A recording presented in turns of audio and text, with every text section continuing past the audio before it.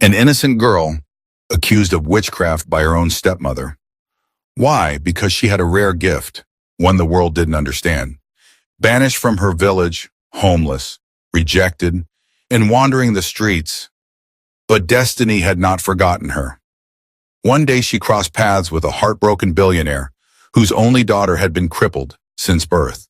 No doctor across the globe could heal her, but this homeless girl looked him in the eye and said one thing that shocked everyone.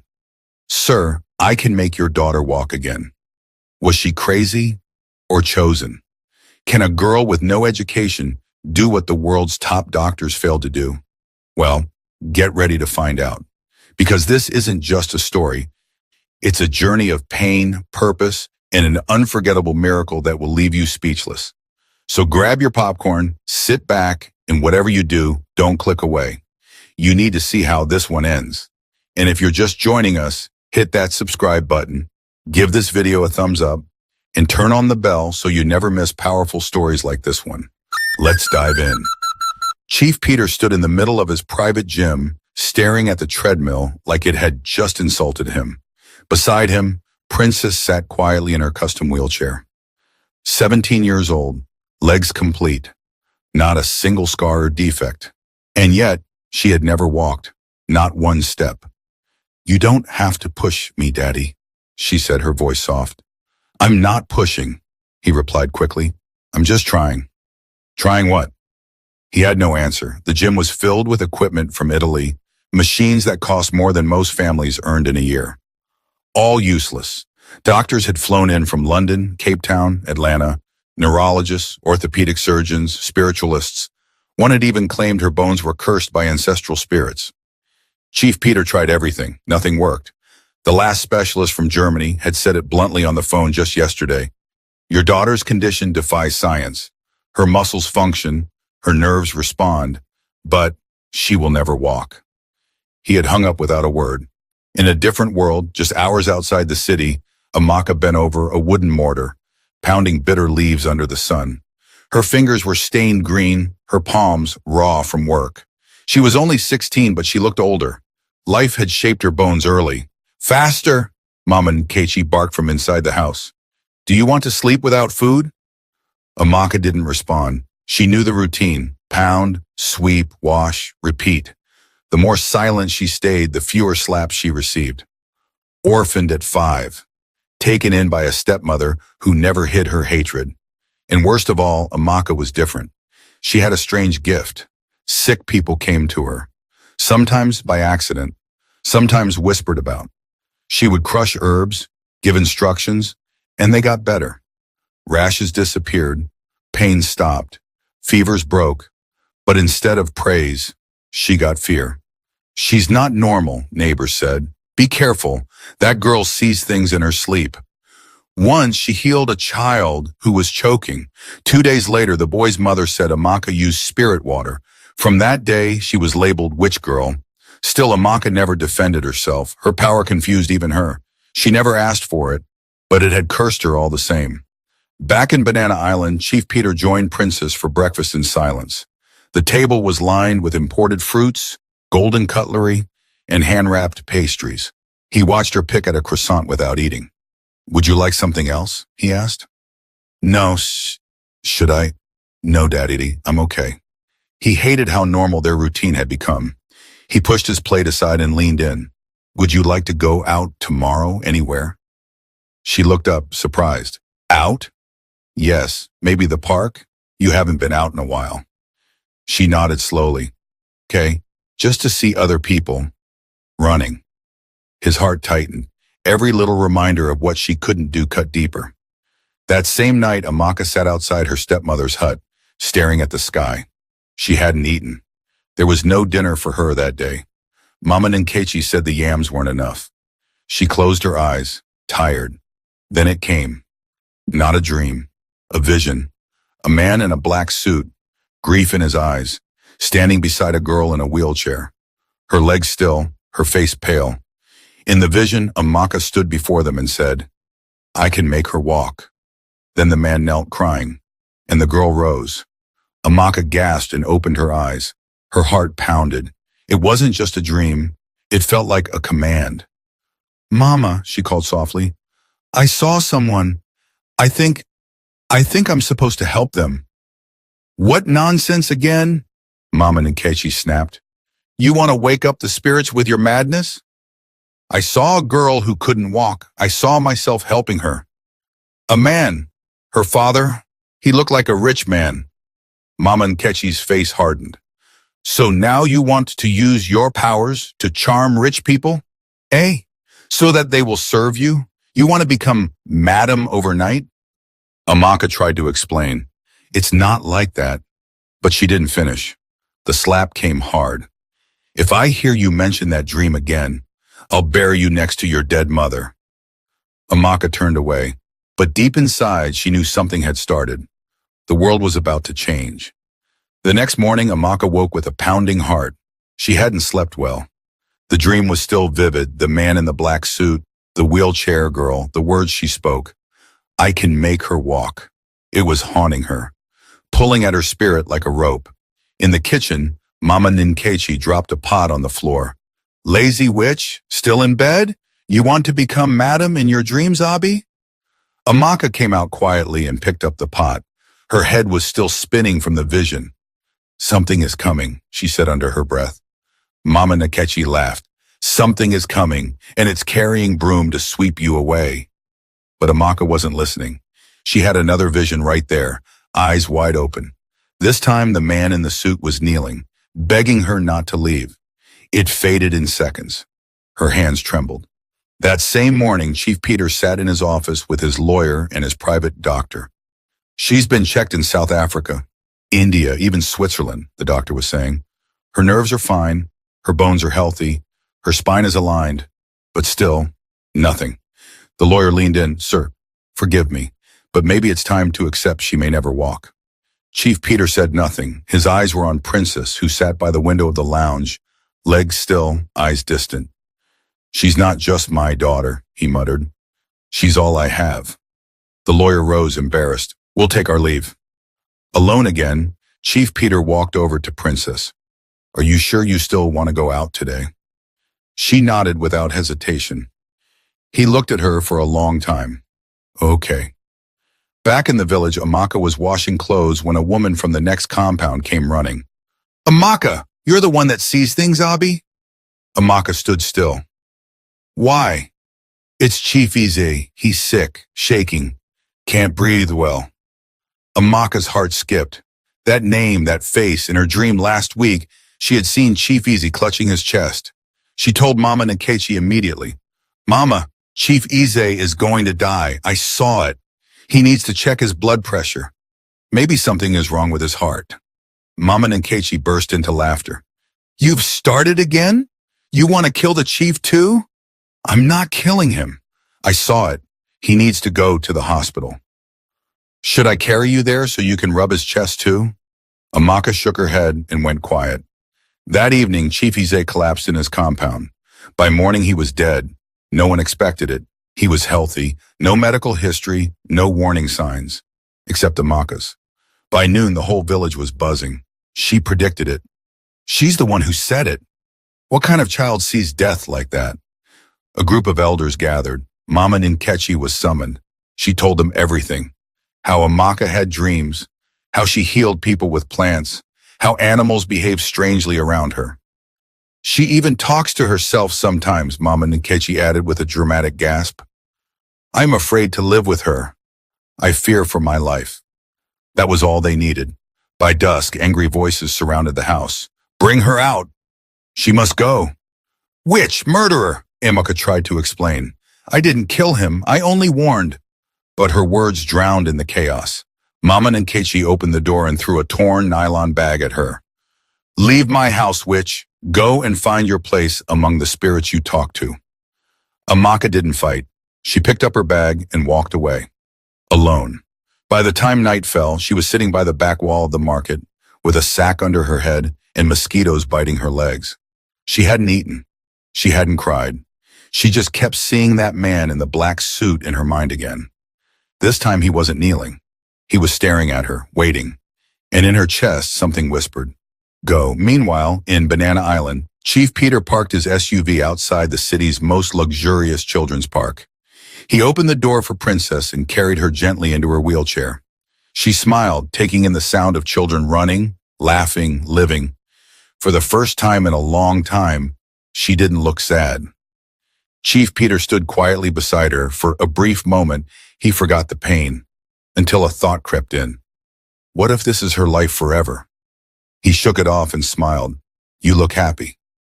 I am, she replied. Thank you for bringing me. He nodded, but deep inside his hope was dying. He didn't know that less than a mile away, a homeless girl had just risen from the ground and was walking toward fate. Amaka wandered from the market gate to a nearby shed. Her legs were weak, her stomach burned with emptiness. 2 sachets of water were all she had consumed in the last 24 hours. People avoided her like a disease. She begged for leftover akara from a roadside seller. The woman snatched her tray back. Leave this place! You want to use your witch eyes to poison my business? Amaka didn't argue. She moved on. She had no energy left to explain. She passed a group of schoolgirls. One of them pointed. Isn't that the girl they said killed Chief Ize? The others gasped. She's still walking freely? Let's go before she sees our future and kills us too. The words didn't sting anymore. Amaka's heart had already toughened. She found a piece of carton beside a closed provision store and laid her head down. Night was falling, but sleep didn't come. Instead, the vision came again. This time clearer. The man in the suit was standing in a garden. He looked exhausted. His hands trembled. Then the girl in the wheelchair reached for him and Amaka stepped between them. Her voice in the vision was calm, powerful. You gave me food. Now I give you your daughter's legs. Amaka sat up, her heart pounding. It wasn't just a dream, it was direction. She didn't know who they were or where to find them, but Lagos was calling her. She felt it. She stood, picked up her bag, and started walking toward the road. No plan, just faith. Across the city, inside a mansion guarded by 10-foot walls, Chief Peter was wide awake. He sat in his study, reading and rereading his daughter's medical reports. MRI scans, blood panels, therapy updates, a full folder, thicker than a law textbook, all of them saying the same thing. Nothing is wrong, but nothing works. The last doctor from Dubai had suggested stem cell therapy, but with no guarantee. Another dead end.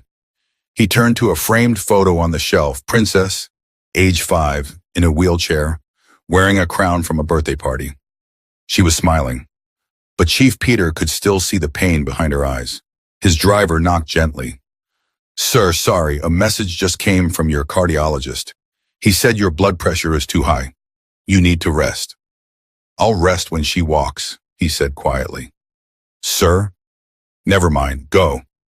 The driver left. Chief Peter leaned back in his chair. Then unexpectedly, Princess wheeled herself into the room. You're still working? I couldn't sleep. She nodded, rolled to the window. I had a dream. He looked up. About what? I was standing, on the grass, walking toward you. He blinked. You. What? She turned. I saw you crying. I touched your hand. I said something, but I don't remember what. Chief Peter stood slowly. Don't say things like that. It's too cruel. It felt real. I know, he whispered. That's the worst part. By morning, Amaka had made it to the edge of the city. She had begged for transport. One bus driver let her hang by the back, half out, for free. When she got down near Surulere, she walked. People watched her with suspicion. Dirty girl, no shoes, torn wrapper. She walked through areas she didn't know, following only instinct. Eventually, she reached a roundabout with a large fountain. In the distance, she saw children playing inside a fenced park, and beside a black SUV, she saw him, the man from her dream. He stood beside a wheelchair. The girl, the exact girl. Amaka's heart skipped. She wasn't ready. She looked like a beggar. But the voice in her chest said, now. She moved closer, keeping to the sidewalk. When the man turned toward his car, Amaka stepped forward, but stopped. Fear choked her. What was she supposed to say? Would he believe her? Suddenly, he walked over to where she stood. Their eyes met. He reached into his car, pulled out a food pack and a folded N10,000 note. Take, he said simply. Eat something. Amaka accepted it. Thank you, sir. He nodded and turned back to his car. But something inside her screamed, say it. She took one bold step forward. Brr, she called out. He turned confused. I can make your daughter walk. Chief Peter froze. His hand was already on the car door. Princess sat in the back seat, quiet, watching. The guards glanced up, confused. His driver looked ready to push the girl away. What did you just say? Chief Peter asked. Amaka stepped closer. Her voice was calm, steady. I said I can make your daughter walk. The driver scoffed. Oga, this one day mad. She don't chop craze finish. Chief Peter raised his hand to silence him. Come again, he said to Amaka. I know it sounds crazy, sir, but I saw her. In my dream, I saw you. I was meant to meet you here. The silence was tense. Onlookers slowed down, trying to hear. A mother pulled her child away from the strange girl who claimed she could do what science couldn't. You know my daughter? Chief Peter asked slowly, suspicious.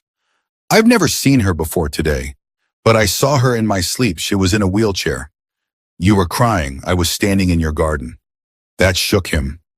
Just last night, Princess had described that same dream. Him crying, her standing, walking. Coincidence?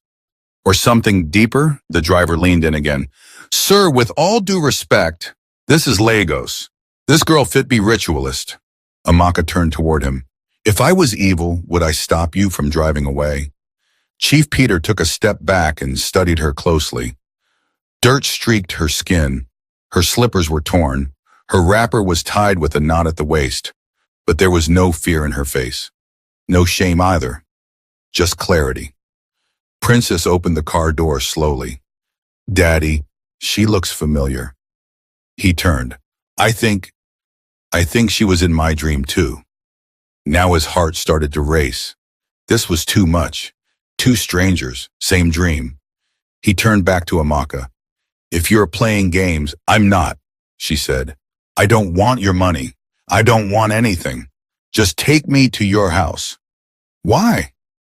Because the solution is there, in your garden. The driver stepped forward again. Oga Abeg, this girl, they talk like person way they under spirit. No allow her follow us wetin we go talk if something happen. Chief Peter hesitated. Every part of him screamed that this was dangerous. But a smaller voice, one that sounded like faith, whispered, what if it's real? He looked at Amaka again. You'll enter the car? She nodded. You'll allow us to search you? She raised her arms. You can chain me if you want.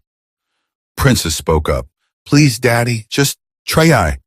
The guards looked uneasy, but Chief Peter opened the back door and gestured. Get in.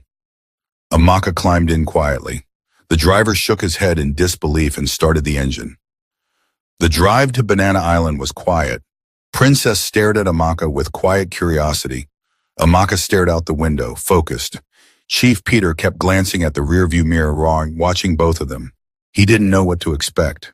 A scam? A breakdown? Another disappointment? But something about her presence felt calm. When they reached the mansion, the guards at the gate looked stunned. Oga, who be this? She's with me, Chief Peter said. Let her in. As the gate opened and they entered the estate, Amaka's eyes widened. White marble walls, manicured lawns, 3 black SUVs, security cameras rotating from poles. Servants in uniform lined up as the car parked. She stepped down from the car quietly. One guard pulled Chief Peter aside. Oga, we fit search her? Yes, do it. Amaka raised her arms without resistance. The guards checked her bag, only a wrapper and a torn notebook. She's clean, sir. Chief Peter turned to her. You said something about my garden. Amaka nodded and pointed toward the back. That way. One of the guards moved to stop her, but Chief Peter raised a hand. Let her go. She walked across the lawn, past the fountain, past the trimmed hedges, then stopped near the corner of the fence. A low bush grew there. Most gardeners ignored it. Amaka knelt down, touched the leaves gently, then pulled at the soil. She brought out a thick reddish root. This is what will make her walk, she said. Chief Peter frowned. A root? Yes, it grows in very few places. It strengthens dead nerves when cooked right. Your staff probably saw it every day and never knew. Are you saying herbs can do what medicine couldn't? I'm saying faith can, she replied. Princess wheeled closer. It smells strong. Amaka broke off a small piece and chewed it. If it's poison, I would be dead by now. Chief Peter looked torn. His hands trembled. You want my daughter to eat this? Only if you believe. He turned to Princess. She looked him in the eye. I believe her. The mansion was in chaos. Chief Peter's personal doctor had been called. His head of security stood alert. Even the maids had gathered in a corner, whispering. Everyone stared at the strange, ragged girl who sat confidently at the center of the grand kitchen, boiling a thick root from the garden in a stainless pot. Sir, this is dangerous, the doctor said. We don't know what's in that thing. She already tasted it, Princess replied from her wheelchair. She's fine. That means nothing, the doctor snapped. Every human body reacts differently. You want to risk organ failure? Death? Chief Peter stood in silence. He had fought so long for hope, and now that it stood in his kitchen, dirty, barefoot, uneducated, it didn't make sense. Daddy, Princess said gently. What if this is what we've been waiting for? He turned toward her. What if it isn't? Then we'll know we tried everything. The doctor leaned in again. Sir, I beg you, this is a bad idea. Let us run tests on the root, lab work, blood sampling. Give us 48 hours. We've waited 17 years, Princess said. If we wait longer, I might lose the courage. The room went silent. Chief Peter looked at Amaka, who simply nodded. I'm not asking for your trust, sir. I'm asking for a chance. Half an hour later, the boiling was done. Amaka poured the thick brown liquid into a clean glass cup and placed it before Princess. Drink half now, the rest before bed. Chief Peter stood by the door, his arms folded. His face looked carved from stone. Princess reached for the cup. One of the guards stepped forward. Sir, do we allow this? Chief Peter didn't respond. Sir, the doctor repeated. Louder now. We're all looking to you. Then Princess drank, no drama, no shaking, no foaming at the mouth. She placed the empty cup on the table. Everyone waited. 5 minutes, nothing. 15 minutes, still nothing. Then she yawned. Wonderingly, I feel very sleepy. Chief Peter rushed to her. Are you okay? Are you dizzy? Heart beating fast? No, I just feel tired, like I want to sleep. The doctor checked her pulse. Normal. Her eyes began to close. Daddy, can I rest a bit? Just a little? Chief Peter helped her into her room himself, tucked her in, pulled the blanket over her legs, watched her sleep like he had watched her as a baby. But now his hands were shaking. When he returned to the living room, Amaka was still sitting calmly, her hands folded on her lap. Where did you learn this? He asked. I didn't. It comes to me. He nodded slowly. People have called you names, haven't they? Yes. Which? She smiled faintly. Many times, he sighed. My entire life, I've trusted people with degrees and lab coats. But tonight, I trusted a barefoot stranger. Amaka looked up. That's what faith looks like. He didn't respond, just nodded and walked away. That night, no one slept. 2 guards were posted outside Princess' room. Chief Peter checked her breathing every 30 minutes. He paced the hallway like a man waiting for a verdict. At 3:47 a.m., she turned in her bed and mumbled something. Chief Peter rushed in. Princess? She yawned again. Still sleepy? Anything wrong? No, just dreaming a lot. What did you see? She paused. I was in a field. Running. He froze. Then I looked back. And you were smiling. But not sad smiling. Really smiling. He left the room without a word. Downstairs, the guards offered Amaka a mattress to sleep on in the servants' quarters. But she declined. I'll sit here, she said, till morning. She sat by the garden fountain, hugging her knees. For the first time in years, no one was throwing stones or curses. No one calling her witch or demon. It was quiet, peaceful. But she wasn't celebrating yet. Miracles take time. She knew that. By morning, Princess was still asleep. Chief Peter stared at her from the doorway, his eyes bloodshot, his hands twitching. He had prayed more that night than he had in the past 10 years combined. When she stirred again and opened her eyes fully, his heart jumped. "Daddy?" she whispered. "Yes, my love." "I think I'm hungry." He smiled with relief. "You'll eat anything you want." But inside, he was screaming for more. She hadn't moved her legs. Not yet. Amaka watched from the garden, silent, waiting. By the second day, Princess was still asleep more than awake. When she opened her eyes, she spoke softly, ate very little, and drifted back into dreams. Chief Peter didn't leave her side. He had canceled all business meetings. His phones were off. His only focus now was her breath, her pulse, and the hope that something, anything, might change. But nothing did. The mansion grew quieter with each passing hour. Guards spoke in whispers. Servants moved like shadows. Even the birds in the garden seemed to chirp more cautiously. The doctor had stopped arguing. "She's stable," he said. "Her blood pressure is fine. No sign of toxicity. But medically, there's no explanation for this prolonged sleep." Chief Peter asked only one question. "Is she in danger?" "No," the doctor said. "But I can't explain what's happening either." He nodded. "You don't need to." Downstairs, Amaka sat alone in the sitting room, under the large chandelier she hadn't dared to glance at before. One of the maids brought her rice and stew on a ceramic plate, different from the stainless one they used the first day.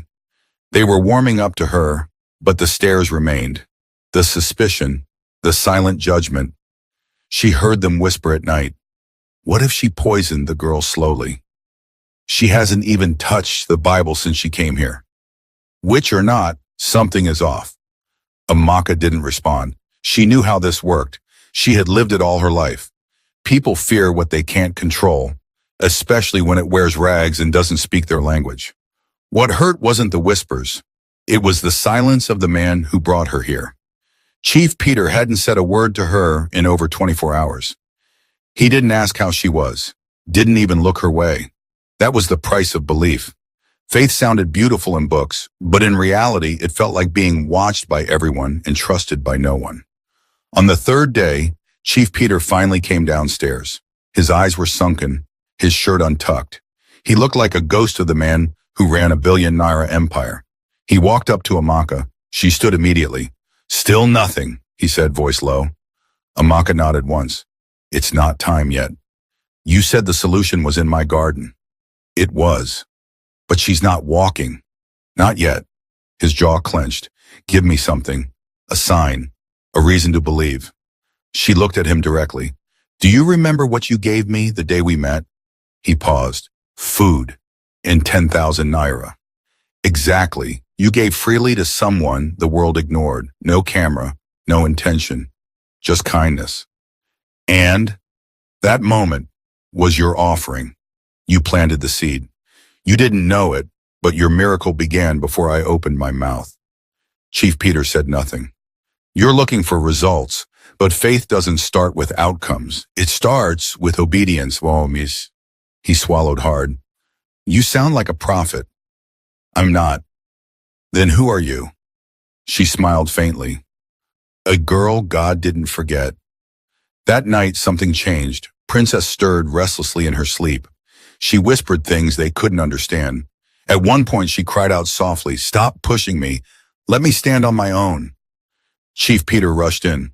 "Princess?" She was asleep again. The doctor stood nearby. "Her body temperature is rising slightly." "Is that bad?" "I don't think so." Amaka stood at the doorway, watching. The next morning, when Princess opened her eyes fully, she didn't speak. She stared at her legs for a long time. Then she looked at her father. "I feel different." Chief Peter moved closer. "Different how?" "My feet, they're warm." He dropped to his knees and touched them. They were. He looked at Amaka. She didn't speak. She just nodded. Once, still, Princess didn't walk. Not yet. But the atmosphere shifted. The staff stopped whispering. The guards greeted Amaka with eye contact. The cook offered her yam and tea without being told. Chief Peter came to the garden where she sat that evening. I haven't said thank you. She looked up. Because nothing's happened yet? He nodded. You don't owe me thanks, she said. Just truth. When this is over, tell the truth about me. He didn't answer, but he sat beside her. In silence, that was enough for now. Because belief had already cost them all something. Comfort, control, pride, and that was the price. The morning was quiet, too quiet. Chief Peter hadn't slept. He sat by Princess' bedside, arms folded, heart racing each time she moved. It had been 4 days since she drank the strange root mixture. 4 days of waiting, watching, hoping, and nothing. Yes, her legs were warm, her breathing strong, but no movement, no sign of a miracle. Only sleep, silence, and stillness. He was beginning to think he had been fooled. He left her room just after 7 a.m., walking slowly down the hallway. His guards stood in place. Maids whispered greetings. Amaka sat in the garden staring into the morning sky. He didn't speak to her. He didn't have the strength to. At exactly 7:42 a.m., something happened. Princess opened her eyes and didn't just blink. She sat up quickly, breathing fast like someone waking from a heavy dream. Then she whispered, I need to stand. The nurse in the room froze. What? Princess threw off her blanket. Please, I need to stand. You shouldn't, let me call your father. But she didn't wait. She turned, shifted her legs over the side of the bed, and lowered them to the cold marble floor. Her toes touched down first, then the sole of her foot, then her heel. For the first time in her life, her legs held her weight. The nurse gasped, Jesus. Princess rose slowly, her knees shaking, but she stood. By herself. She wasn't dreaming. She wasn't falling. She was standing. And then, step by step, she walked to the door. Barefoot, unsteady, but real. Chief Peter heard the nurse screaming before he saw her. He ran toward the noise, heart pounding, afraid something had gone wrong. Then he saw her, walking, toward him. Princess? She smiled. Daddy, I can walk. He dropped to his knees. His hands covered his face. For a long second, he didn't move. Then he cried out, loud, broken, overcome. My God, my God. He grabbed her, held her, kissed her face 100 times. You're walking. You're walking. She laughed through her own tears. I don't know how, but I can. Behind them, the mansion burst into noise. Maids screamed. Guards rushed to see. The doctor collapsed into a chair, whispering, This isn't science. And outside, Amaka was still in the garden. She didn't flinch when the gates burst open and Chief Peter ran toward her. She's walking, he said, breathless. I know, Amaka replied calmly. He looked at her like he was seeing her for the first time. You did it. No, she corrected. You did. He stared at her. Me? The day you gave me food without knowing who I was. That was the price. You paid it in kindness. He went silent. You fed someone the world rejected, and God remembered. His voice cracked. How do I thank you? You don't have to. He turned to his guards. Bring her new clothes, shoes, everything. Let her look like the queen she is. He brought her inside. The maids bathed her gently. She changed into a flowing dress one of the guests had left behind. They styled her hair, gave her a proper meal with cutlery. The guards saluted her without being told. When she finally stood in the living room beside Chief Peter, she looked nothing like the girl at the gate, but her eyes were still the same. Still kind, still calm, still pure. Later that evening, when the house was calmer, Chief Peter called her aside. Amaka, I've spent millions, doctors, hospitals, prayers. Nothing worked. You changed my life, my daughter's life. Tell me what you want. A house, a car, 10 million, 20? She smiled gently. Nothing. He blinked. Nothing? I don't want anything. Not your money, not your house, oh my God. Then what do you want? She paused, her voice low. I want my name back. He frowned. Your name? I was thrown out of my village, accused of witchcraft. People called me evil for a gift I didn't ask for. I want the world to know the truth. That I'm not a curse. I'm not a demon. I'm not a witch. I'm just a girl who helped. Chief Peter's eyes filled with tears again. I swear to you, Amaka, I'll make the world know who you really are. She nodded. That's all I want. Then she turned away and walked out into the evening air. For once, not as a beggar, not as a stranger, but as the girl who made the impossible possible. 3 days later, Amaka stood on a polished stage in front of flashing cameras, dressed in a pale blue gown that flowed gently around her feet. A quiet hush settled over the hall. Journalists, doctors, public figures, and influencers filled every seat of the private press conference. At her side stood Chief Peter, his hand gently on her shoulder, and beside him, Princess, standing tall, without support, without wheels, without shame. Every camera in the room was pointed at them. Chief Peter stepped to the microphone. For 17 years, he began, I searched the world for a cure. I went to hospitals in South Africa, Switzerland, and the US. I paid every consultant, every specialist, every healer. Nothing worked. He paused, eyes damp. But then, I gave food to a girl at a park, a girl I didn't know, a girl the world had already thrown away. Murmurs echoed in the crowd. He turned to Amaka, then back to the cameras. Her name is Amaka. She is not a witch. She is not cursed. She is not a fraud. She is a gift. Flashbulbs popped. Reporters whispered. This girl did what science could not.